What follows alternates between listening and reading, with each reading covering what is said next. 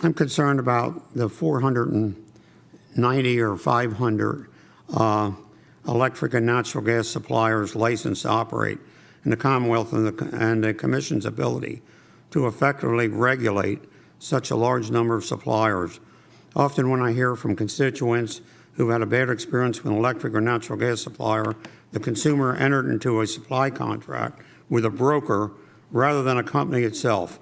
Also, I regularly hear from consumers who feel that they just don't have adequate protection and are pressured or duped by door-to-door solicitations for electric and natural gas competition, including, I know, the telephone calls that I've had. What is the Commission doing and what can it do to ensure that the licensed suppliers and brokers are properly trained in training their employees and the consumers who are not given inaccurate or, quite frankly, wrong information by telemarketers and solicitations, and basically on a variable contract? So, as you know, the polar vortex certainly changed our world with customers, your constituents that we heard from that were caught up in some of these supply contracts. Let me just give this committee a little bit of peace of mind, and I think all five of us were very clear with the members that we met with on this issue, that we would have zero tolerance for any supplier that, as I think I said, hoodwinked the customer. Let me just give you, Mr. Chairman, some background. IDT Energy, $39,000 fine. Pennsylvania Gas and Electric, a $75,000 penalty. Rescom Energy, $59,000 penalty. HEICO Energy, $14.7 million proposed fine, not settled yet. So I think we sent a very loud and clear message to the supplier community that if your cleats get over the chalk line, we will not hesitate through our investigation and enforcement operation to bring you in and get to the bottom of what was done to a customer. And I think you had a few constituents that you reached out to us on. Now, some of these suppliers offered refunds and worked with customers on some type of flexible payment arrangement. But the reality is a number of these cases are continuing to come through, and where we see egregious missteps, I will tell you, and I say it again, we will not hesitate to revoke a license. That's the ultimate death penalty to a supplier, and we will not hesitate to do that. But I'm proud of the work that our investigation and enforcement operation has done.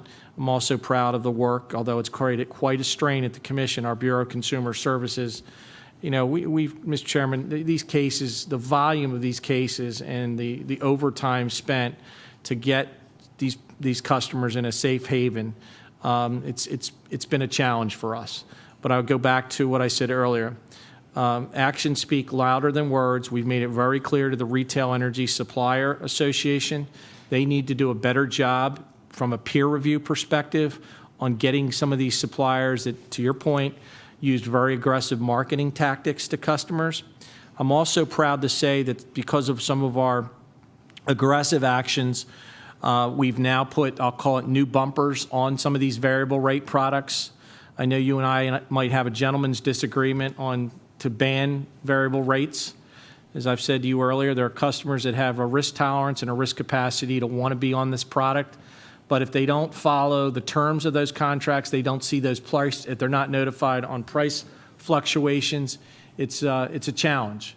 But I can tell you, if I just go through that litany of examples on fines, we're sending the message.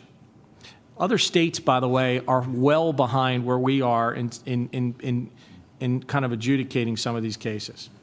In almost all of these cases, it refers back to variable rates. Yeah, I think you're right. No, I think and I'm just not convinced that the average residential consumer has enough ability to know exactly what they're signing when and how the electric, how the whole situation works. So, are you? Just my last question on that.